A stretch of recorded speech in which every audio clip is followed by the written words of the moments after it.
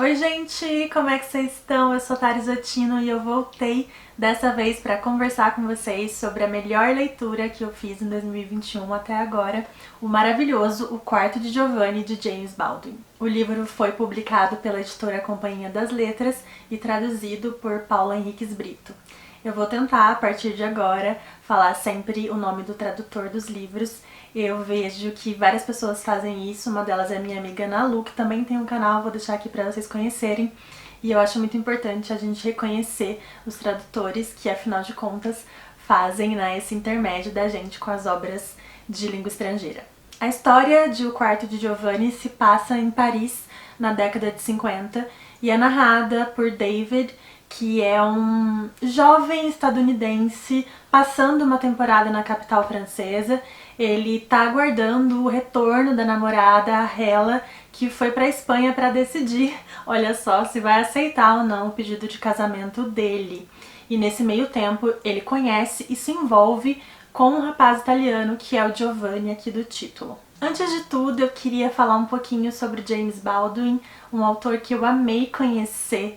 A escrita dele é de uma qualidade literária, de um rigor estético que me impressionaram muito, eu achei incrível e com certeza vou querer ler outras coisas dele. Além de poeta, ensaísta, dramaturgo, romancista, o James Baldwin também foi um ativista político importante. Ele publicou mais de 20 obras em vida entre esses gêneros aos quais ele se dedicava. Ele passou uma temporada em Paris aos 24 anos e lá conheceu um rapaz e se apaixonou por ele chamado Lucien, que é para quem o livro O Quarto de Giovanni é dedicado. Essa edição que eu tenho em mãos é muito boa. Ela contém um prefácio e 2 pós-fácios super interessantes, com várias informações sobre a vida do autor, sobre a sua obra e sobre a publicação de O Quarto de Giovanni. Acontece que a editora estadunidense do Baldwin, quando viu que esse era o seu segundo romance, eles haviam publicado o primeiro romance dele, que ainda não tem tradução até onde eu sei, que é Go Tell It on the Mountain, que trata sobre a vida no Harlem, que é um bairro de população negra de Nova York, inclusive é o bairro no qual o James Baldwin nasceu.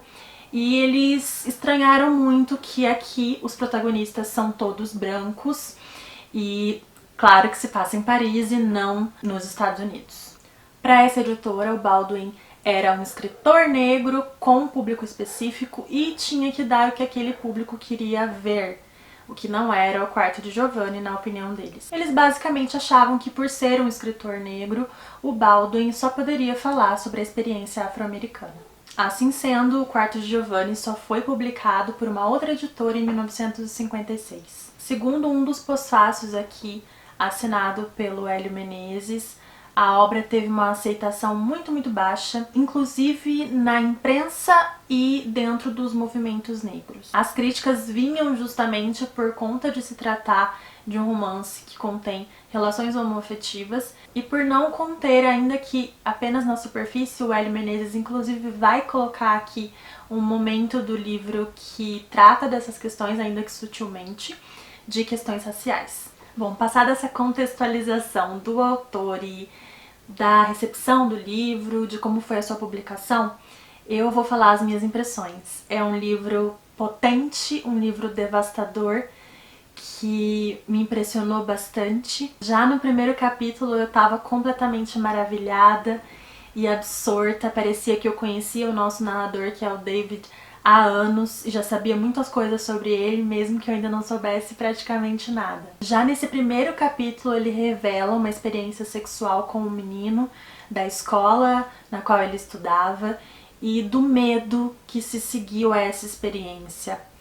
O momento com esse menino em si foi aquela coisa da dor e da delícia de conhecer um outro corpo, mas passado o êxtase, ele começou a sentir muito medo. E ele vai dizer aqui que a partir dali ele não quis deixar mais nenhum espaço para nada que o deixasse com medo e com vergonha. Esse medo era justamente por se tratar de um garoto, e isso fez com que ele se afastasse desse menino, que era um amigo, e que passasse a maltratá-lo. E toda essa repressão que começa ali na adolescência vai desaguar nessa relação adulta com o Giovanni. O Baldwin afirmou em uma entrevista que esse livro era menos sobre homossexualidade e mais sobre o medo de amar, sobre quando você tem tanto medo que acaba não conseguindo amar ninguém. E isso é muito, muito perceptível. Esse pavor que o David sente, esse receio de se entregar por inteiro. E isso acaba gerando sentimentos conflituosos na gente enquanto leitor. Eu me peguei sentindo raiva às vezes do David por se fechar tanto para viver o que ele tinha para viver com Giovanni. E aí depois eu me questionei, eu falei, não, eu tô individualizando isso, eu tô colocando no indivíduo a culpa por algo que foi nutrido nele, esse medo foi nutrido nele por conta de toda uma sociedade que sempre disse pra ele que isso era imoral, que isso era sujo, que isso era errado. Claro que eu não tô isentando ele das suas responsabilidades afetivas, ele é extremamente responsável emocionalmente com Giovanni nessa obra, mas é toda uma questão, é toda uma coisa macro, eu não posso jogar a culpa só numa pessoa. Tudo está muito além de uma escolha. Outra coisa que me marcou muito nesse livro foi o modo como todos os personagens praticamente são muito tristes e muito, muito perdidos. Isso de ser neste mundo e o absurdo que é ser nesse mundo e estar consciente disso é algo que é perceptível aqui nas vivências deles. Aliás, as vidas criadas pelo James Baldwin são tão verossímeis e tão intensas e saem do papel que às vezes eu lia algumas cenas e me sentia uma intrusa, como se eu não devesse estar ali, porque são momentos tão íntimos, principalmente momentos de confronto entre os personagens, que parece que eu não deveria estar ali, eu não deveria estar lendo. Também é necessário destacar o quanto nessas páginas há um desprezo por tudo aquilo que é considerado feminino por parte dos personagens. Então o David, ele tem muita aversão assim por gays afeminados, por mulheres trans, e ele não gosta de ser colocado em nenhum momento nesse lugar ou de ver alguém que ele ama, que ele gosta, como o Giovanni, ser colocado também num lugar do feminino. Tem um momento aqui que ele diz que o Giovanni quer que ele seja a dona de casa desse quarto, que ele seja sua menininha. E pra ele, nenhum homem pode ser colocado nesse lugar de dona de casa. Pra você ser considerado dono de uma casa, basta você ter uma casa. Mas pra ele, essa questão de cuidar da casa é algo doméstico e é algo que as mulheres fazem, que os homens não conseguem fazer. E ele rejeita esse lugar também. O que eu senti foi como se a proximidade com tudo aquilo que é feminino o colocasse em contato com o que ele sempre reprimiu e sempre rejeitou. Em uma das passagens aqui, ele comenta que o pai só queria que ele fosse um homem, e isso de ser homem é algo muito presente aqui em O Quarto de Giovanni. Afinal de contas, o que é ser homem? Mas pro David isso tá ligado à virilidade, e se algo o coloca contra essa virilidade, ele se incomoda bastante. Então essas expectativas com relação ao que é ser homem, o que é virilidade, atravessam o David e acabam sendo colocadas também no seu olhar para o outro. Isso fica muito evidente numa passagem aqui na qual o Giovanni desmorona, o Giovanni mostra a vulnerabilidade e o David sente um certo desprezo por isso. Como se a fragilidade também fosse uma coisa feminina, uma coisa das mulheres, e ele, em certo momento, despreza o Giovanni por demonstrar isso. E a gente sabe que essas questões de misoginia e de o que é ser homem, virilidade e tal, estão muito ligadas com a homofobia. Logo no início aqui da obra, a gente descobre que o Giovanni foi condenado à morte.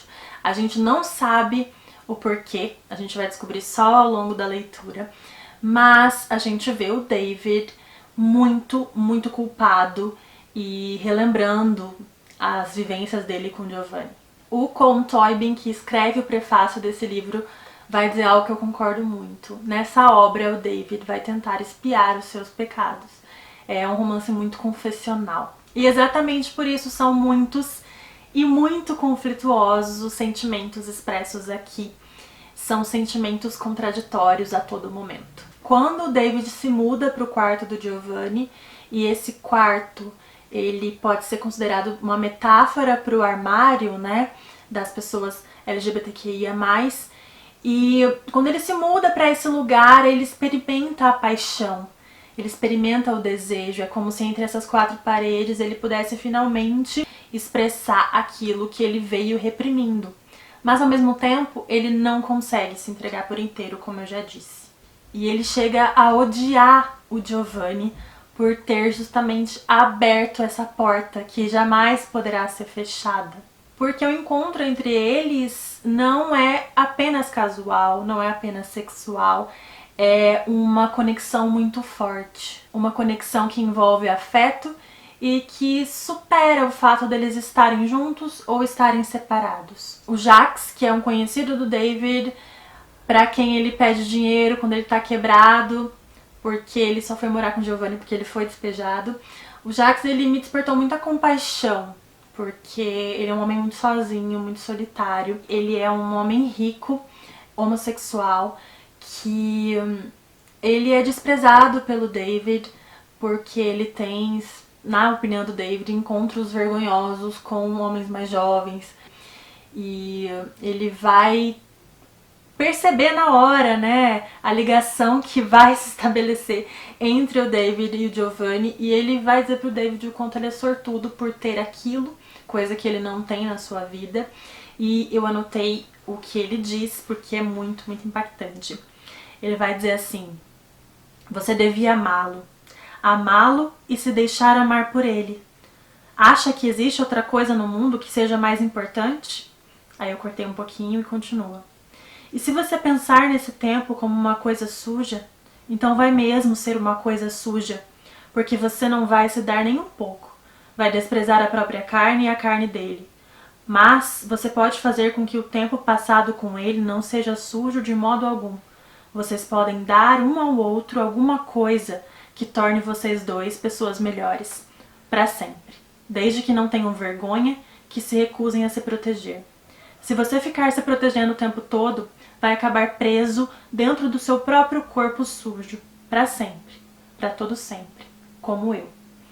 Então eu percebi nesse personagem que ele usa as pessoas, né, esses homens mais jovens com quem ele se encontra, e ele usa essas pessoas e também é usado por elas em busca de algo maior que ele nunca encontra. E não bastassem todas essas camadas que eu tô aqui contando pra vocês, o Baldwin também toca na questão social, porque o David é um jovem de família abastada.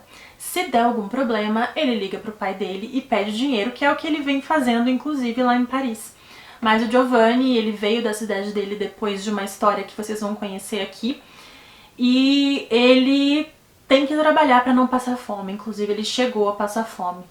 Então, em certo momento, o David vai criticar o quarto, né, esse quartinho, e desmerecer, e o Giovanni vai mostrar pra ele, vai enfrentá-lo e dizer mais ou menos assim: então tá bom, vamos pra um hotel chique então, se é que você pode. Porque o Giovanni é um cara pobre e o David não, ele é cheio de privilégios e ele acaba escancarando muito esses privilégios.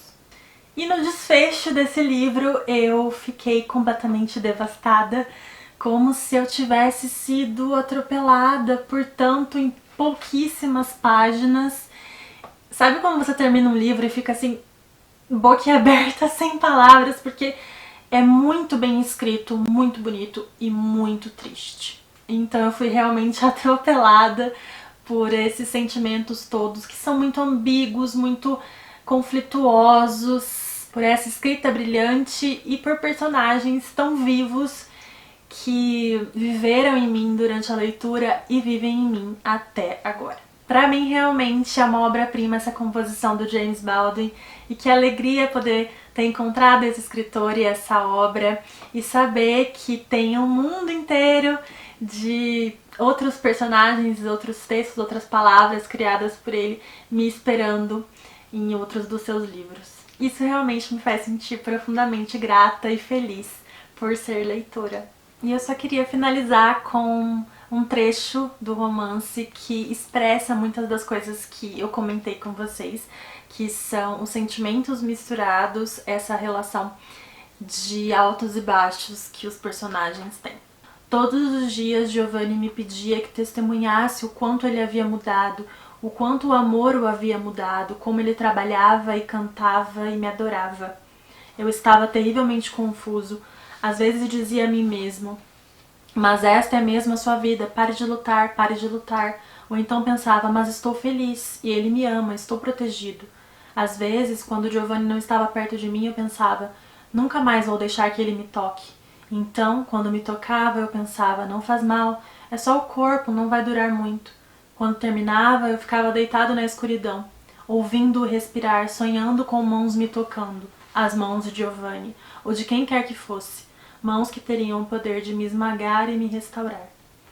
Então, por essas passagens que eu li, vocês notam o quanto a escrita do Baldwin é incrível e também o quanto essa questão dos sentimentos ambíguos é muito forte aqui. Só um PS que eu acho importante de falar é que essa é uma trama que a gente pode considerar bissexual. E a gente tem muito apagamento, né, de pessoas bi, às vezes é difícil encontrar um livro com personagens bi. Então eu acho que é legal deixar destacado que tanto o Giovanni quanto o David, eles se envolvem com mulheres também. Se vocês gostaram do vídeo, não esqueçam do like, se inscrevam no canal caso não sejam inscritos, me sigam no Instagram e não se esqueçam que se vocês comprarem qualquer coisa pelo link da Amazon, seja esse livro ou qualquer outro produto, eu ganho uma pequena comissão e vocês não pagam nada mais por isso, então vocês acabam ajudando o canal a crescer e eu seria muito grata. Um beijo pra vocês e até o próximo vídeo.